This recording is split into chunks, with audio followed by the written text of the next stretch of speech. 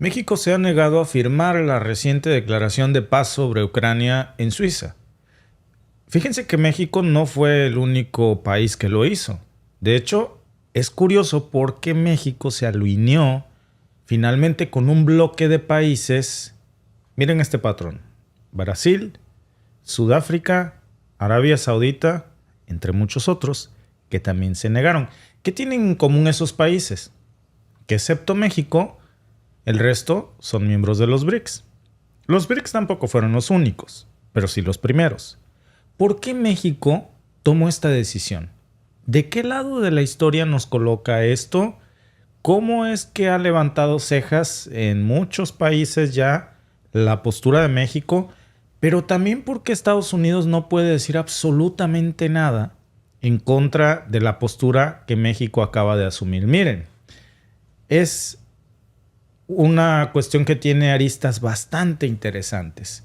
Esta cumbre de paz en Ucrania, de la que hablábamos, por cierto, mucho la semana pasada, se llevó a cabo en un lujoso resort de 5 estrellas cerca de la ciudad alpina de Suiza. Hablamos de Lucerna.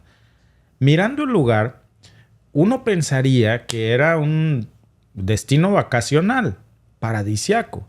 No era el sitio ideal para una mesa de diálogo y de paz en una guerra que ha durado ya casi 2 años y medio. Y al final eso fue lo que resultó ser: unas vacaciones pagadas para los líderes mundiales y los principales diplomáticos que fueron a Suiza, porque no se alcanzaron soluciones reales de absolutamente nada. La presidenta suiza, Viola Amherd, dio una declaración de cierre mencionando 3 puntos principales en los que se llegó a un acuerdo al que México dijo que no iba a firmar, y nos negamos. El primer punto era el uso de energía nuclear, que dice que debía ser seguro y ambientalmente sano.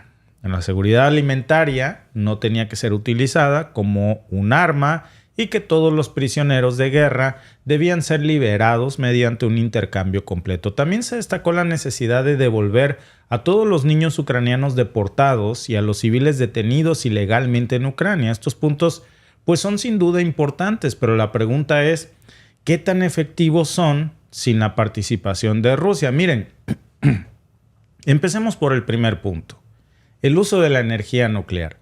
La energía nuclear ha sido una preocupación constante durante este conflicto en Ucrania, especialmente porque con las tensiones que se han dado de la guerra muy cerca a plantas nucleares como las de Zaporizhia, que es una de las mayores de Europa, por cierto, se ha aumentado el riesgo de repetir un nuevo Chernobyl. La seguridad de esas instalaciones ha estado al filo de la navaja en más de una ocasión, no solamente para Ucrania. Eso afectaría a todo el continente. Un accidente nuclear aquí, en una zona de conflicto, podría ser catastrófica para el mundo entero. Es imposible, hablando de Ucrania, repito, no recordar a Chernobyl. Hay secuelas que aún siguen y cualquier fallo en la seguridad nuclear pues va a tener una consecuencia sumamente devastadora. Así que esta declaración de que cualquier uso de energía nuclear debe de ser seguro y protegido es esencial, sí, ese es un punto importante, pero gira en torno a quién controla también esas instalaciones y a la manera efectiva de hacerlo. Digamos que es paja, no porque no sea importante, sino porque difícilmente alguien no estaría de acuerdo con este punto. Es, digamos, lo que adorna el escrito. Esta no fue la razón por la que México se negó realmente. Pasemos al segundo punto, el tema de la seguridad alimentaria. Ucrania es uno de los mayores exportadores de grano del mundo. Y la guerra, claro que ha interrumpido significativamente la producción y exportación de alimentos, afectado la seguridad alimentaria global, especialmente en algunos países occidentales en donde se ha subido el precio de los alimentos por la interrupción del acuerdo de granos del Mar Negro, por ejemplo, entre otras cosas. Y entonces Occidente ha dicho que Rusia quiere usar la comida como un arma de guerra en tiempos en donde dice esto es inhumano. Por cierto, hablando de utilizar la comida en tiempos de guerra, no se habló en la cumbre de Suiza ni de broma acerca de lo que Israel está haciendo en Palestina, bombardeando e interrumpiendo también los convoys de ayuda humanitaria de la ONU y impidiendo que la ayuda humanitaria llegue finalmente a Gaza. Vemos de nuevo el doble rasero, pero entendemos que también la seguridad alimentaria es parte crucial. Yo creo que México no está en desacuerdo con eso, pero finalmente llegamos al punto más crítico para México. ¿Saben cuál es? La necesidad de devolver a todos los niños ucranianos deportados y a los civiles detenidos ilegalmente en Ucrania. Este es un punto que se exigió en la Cumbre de Paz en Suiza. Déjenme repetirlos porque no sé si ustedes ya estén esbozando cuál es el conflicto que tenemos aquí. No lo dijo México, pero es una arista que tiene que tocarse. Yo creo que en nuestro silencio iba el pensamiento. La necesidad de devolver a todos los niños ucranianos deportados y a los civiles detenidos ilegalmente en Ucrania. Es un tema muy sensible para México, no solamente porque es importante humanitariamente hablando, sino porque tiene implicaciones legales y morales muy profundas. La Corte Penal Internacional incluso emitió una orden de arresto en contra del presidente ruso Vladimir Putin por esto, por la deportación ilegal de niños ucranianos. Washington aplaudió hasta que las palmas de la mano le ardían cuando la Corte Penal Internacional emitió esta orden de arresto. Se estima, según la CPI, que aproximadamente 16,000 niños ucranianos han sido deportados a Rusia. Pero este tema, ¿saben qué? Pone a México en una encrucijada enorme, muy difícil, debido a las prácticas similares que Estados Unidos ha llevado a cabo en su frontera con México. Desde el 2017, la política de separación familiar en Estados Unidos ha resultado en la separación de más de 5,400 niños arrancados de los brazos de sus familias. Y los efectos de estas separaciones son devastadoras.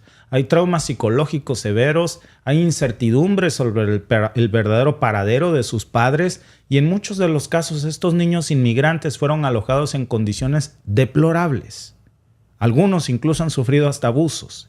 Y esto pone a México en una situación bien complicada.